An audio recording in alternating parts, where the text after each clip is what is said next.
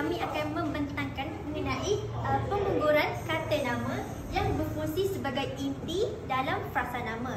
Jadi, kumpulan kami akan menerangkan macam mana inti dalam inti kata nama ni dalam frasa nama boleh digugurkan dan hanya meninggalkan penerang saja. Contohnya, saya akan bagi frasa nama iaitu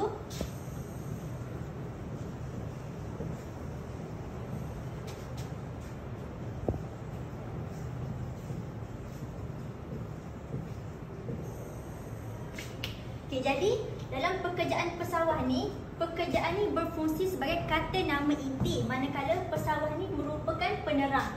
Jadi untuk pengguguran kata nama ini, kita akan lihat pekerjaan inti ni akan kita gugurkan dan hanya meninggalkan penerang sahaja, kerana penerang ni akan telah memberi maksud yang telah jelas lah apabila kita gugurkan inti ni. Mari kita lihat kepada contoh yang berikutnya. Baiklah, untuk contoh yang pertama, kita lihat pada ayat di atas. Tabiat merokok membahayakan kesihatan. Jadi dalam ayat ini, kalau kita tengok dekat subjek dia, iaitu subjek dia dekat sini, tabiat merokok. Ini ialah subjek. Membahayakan kesihatan ialah predikat. Jadi bila kita tengok dekat tabiat merokok ni ada inti dan juga penerang di sini.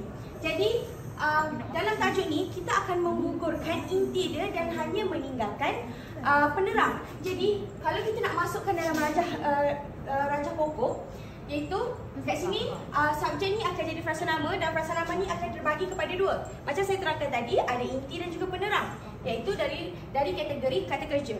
Jadi yang pertama, kita masukkan inti dia tabiat. Yang kedua ada perkataan kata kerja yang mewakili sebagai penerang bagi frasa nama ni, iaitu merokok. Dan seterusnya ialah frasa kerja, iaitu membahayakan kesihatan.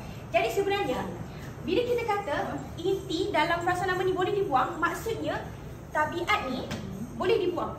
Perkataan ataupun inti frasa nama tabiat ni boleh dibuang dan meninggalkan ayat merokok membahayakan kesihatan sahaja sudah memadai untuk menyampaikan ayat itu dengan penuh makna dan betul. Untuk contoh kedua, ayat dia, amalan bersedekah dituntut oleh Islam. Jadi, amalan ni merupakan kata nama yang berfungsi sebagai inti dalam frasa nama. Ni, frasa nama dia amalan bersedekah. Jadi, kata nama amalan ni merupakan inti bagi frasa nama. Dan ni penerang. Dan kata kerja bersedekah sebagai penerang. Dituntut oleh Islam merupakan frasa kerja. Jadi kata nama ni boleh digugurkan. Jadi ayat dia, bersedekah dituntut oleh Islam. Untuk contoh ketiga, kita lihat pada ayat ni, kegiatan beriadah amat digalakkan. Jadi mana subjek ayat ini? Subjek ni ialah kegiatan beriadah dan predikatnya amat digalakkan.